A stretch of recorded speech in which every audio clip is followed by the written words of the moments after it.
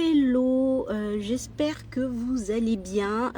Petit live de dernière minute, comme d'habitude, comme j'aime. Live spontané de derrière les fagots dans la voiture.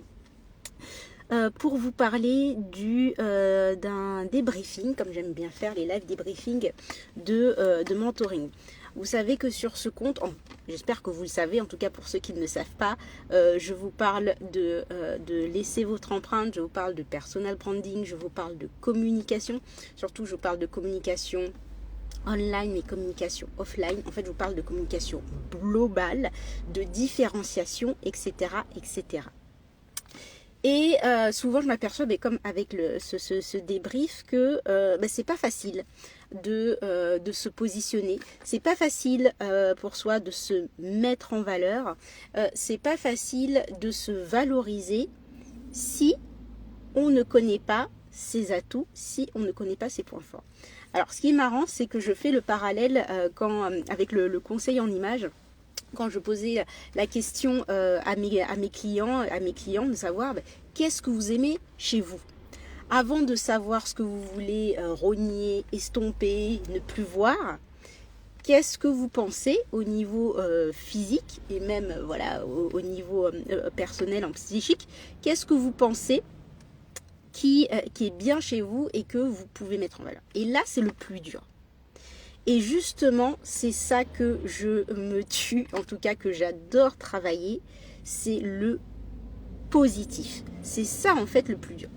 N'hésitez pas, si vous le regardez en replay, de me dire justement si vous connaissez un petit peu vos points forts et de commenter comme si vous étiez en live. Je ne vous en voudrais pas si vous n'êtes pas là présent, puisque ce n'était pas prévu. Et donc, avec ma mentorée, je lui ai dit, donc c'était le bilan, comment elle voyait sa stratégie en termes de communication offline, d'accord, et comment elle voyait sa stratégie en termes de communication online. Et en fait, on avait déjà travaillé sur ses points forts et sur, je ne sais pas si vous le connaissez, coucou Aurélie. Je ne sais pas si vous le connaissez, c'est le test des 24 forces de caractère. C'est un test de psychologie positive qui a été fait par Martin Seligman. En tout cas, il me semble, mais j'en suis presque sûre.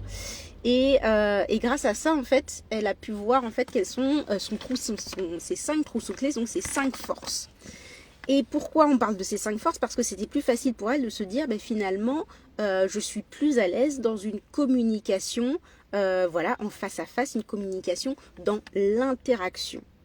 Et je veux pouvoir développer une stratégie beaucoup plus performante pour moi parce que ma force se trouve dans l'interaction. Et pourquoi je vous parle de ça? Mais parce que vous êtes nombreux à pas savoir, en fait, est-ce que vous êtes bon plutôt en communication sur les réseaux sociaux ou est-ce que vous êtes bon aussi en communication globale, interaction, avec les gens dans la vraie vie entre guillemets. Et on va me dire oui mais tu fais les deux, enfin soit c'est comme online, soit c'est comme offline, ça peut être les deux, mais il y a un moment où on est plus fort sur quelque chose et on ne le sait pas suffisamment. On ne sait pas suffisamment quels sont nos points forts. Et c'est ça qui est important pour vous, au lieu de tout le temps chercher à avoir des formations, à vous développer sur des choses que vous ne savez pas, sur des choses où vous pensez être moins bon, sur des choses où effectivement vous n'avez pas confiance.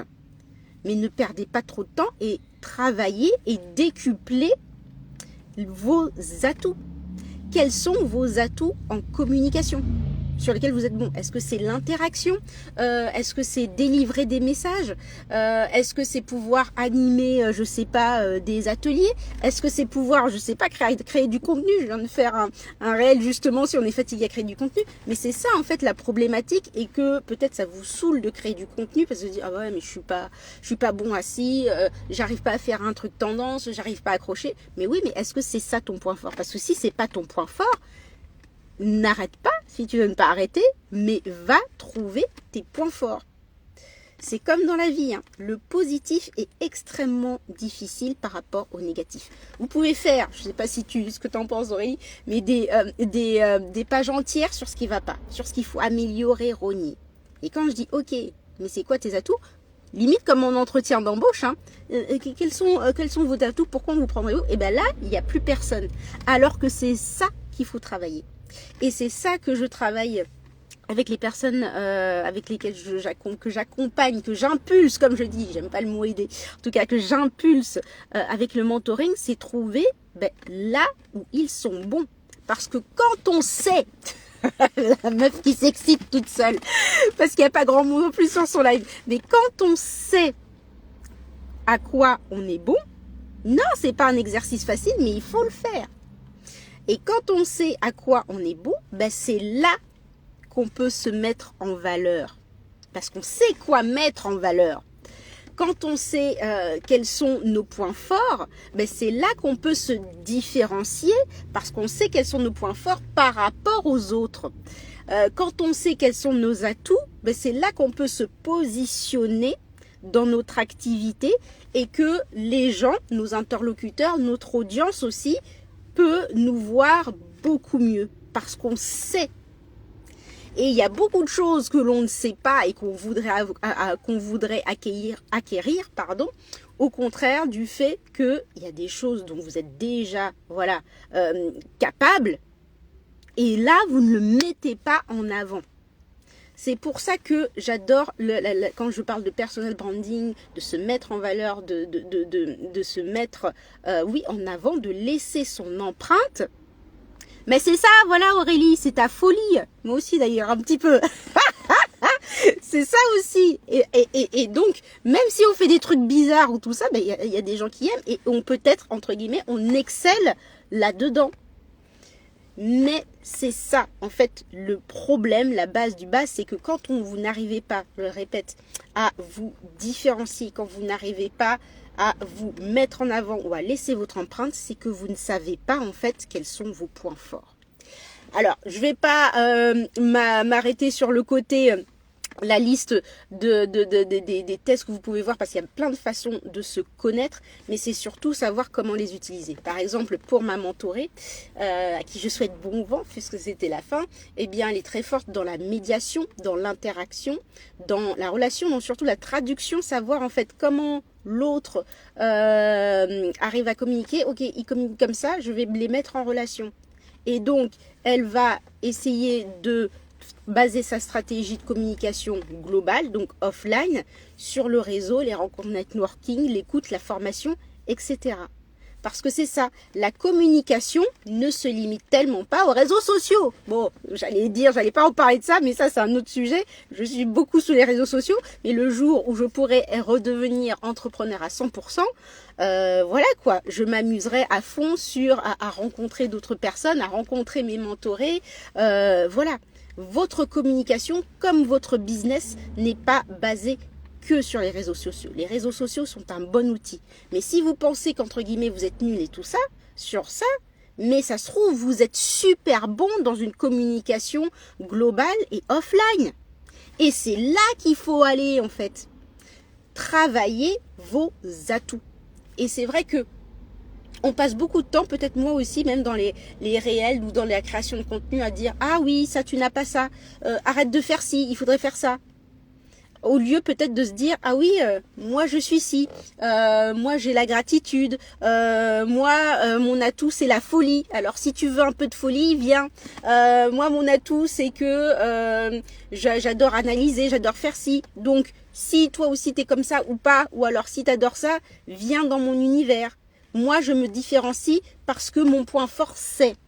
Et comme tu disais, Aurélie, oui, c'est un exercice qui n'est pas facile, mais il est faisable. Et quand il est fait, c'est là que vous pouvez vous positionner. C'est là que vous pouvez vous différencier. Et je le répète, c'est là que vous pouvez vous mettre en valeur.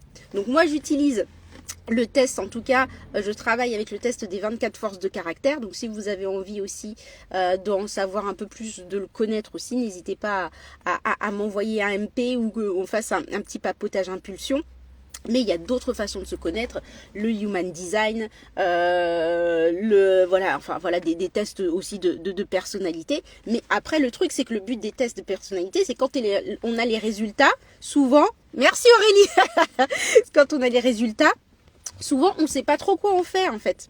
On se dit, ah ouais, mais comment? Eh bien, Moi, je vous montre avec les résultats, par exemple, pour les 24 forces de caractère, comment les utiliser. Moi, une de mes forces, peut-être que ça se voit moins en ce moment, c'est l'humour. J'arrive, l'autodérision, ça me connaît. Voilà, il y en a qui le savent très bien, mais ça, c'est une de mes forces. Et j'essaye, à un moment donné, je vais pouvoir utiliser cette force.